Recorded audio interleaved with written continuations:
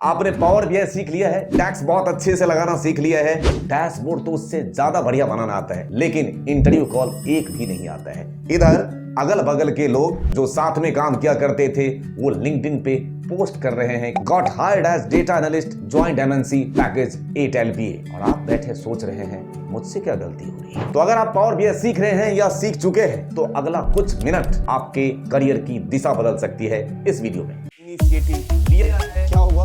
ब्रह्मांड।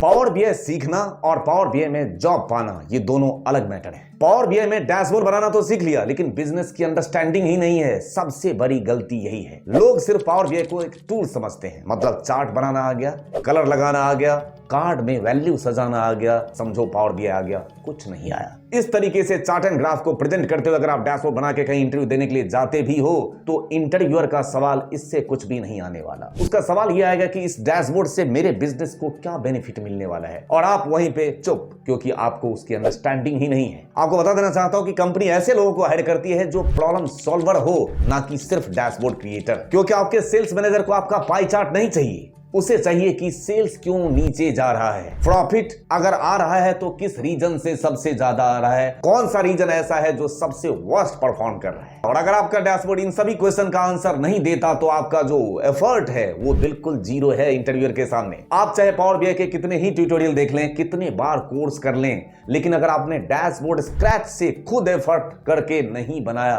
तो वैल्यू आपकी जीरो है सर। क्योंकि आप स्क्रैच से खुद से प्रोजेक्ट नहीं बना रहे हैं तो वो कॉन्फिडेंस ही नहीं देखेगा आपका इंटरव्यूअर के सामने, और ऐसे जॉब क्रैक करना तो सच में इम्पॉसिबल है। एक और हम गलती करते हैं, एसक्यूएल को इग्नोर करना। रियल कंपनी में डेटाबेस से आता है और डेटाबेस में से डेटा को रिक्वायरमेंट के बेस पे एक्सट्रैक्ट करने के लिए SQL की क्वेरी चलानी पड़ती है। आपसे इंटरव्यू में पूछे जाएंगे joins, group by, data cleaning, ये सारे चीजें आपको SQL से रिलेटेड पूछे ही जाएंगे। और आप सिर्फ पावर बीआई सीख के गए हैं तो आपने बोला कि सिर्फ मुझे पावर बीआई आता है, तो SQL किसको आता है? वो भी आपको ही आना चाहिए, क्योंकि कंपनी एनालिस्ट हायर करने जा रही है, सिर्फ डैशबोर्ड डिजाइनर थोड़ी हायर करने जा रही है। इसलिए आपको पावर बीआई में डैशबोर्ड बनाने के साथ साथ एसक्यूएल की भी उतनी ही नॉलेज होनी चाहिए। अगर आप अगले 3 से 6 महीने में जॉब की प्रिपरेशन कर रहे हैं या जॉब लगने की तैयारी में हैं, तो आपको कुछ ये रोड मैप जो बताने जा रहा हूं वो फॉलो कर लेना है। सबसे पहले एक्सेल को कभी भी छोड़ा नहीं जा सकता है, वो फंडामेंटल है। उसके बाद एसक्यूएल को सीखना है, पावर बीआई को सीखना है, और उसके साथ साथ अपना डेक्स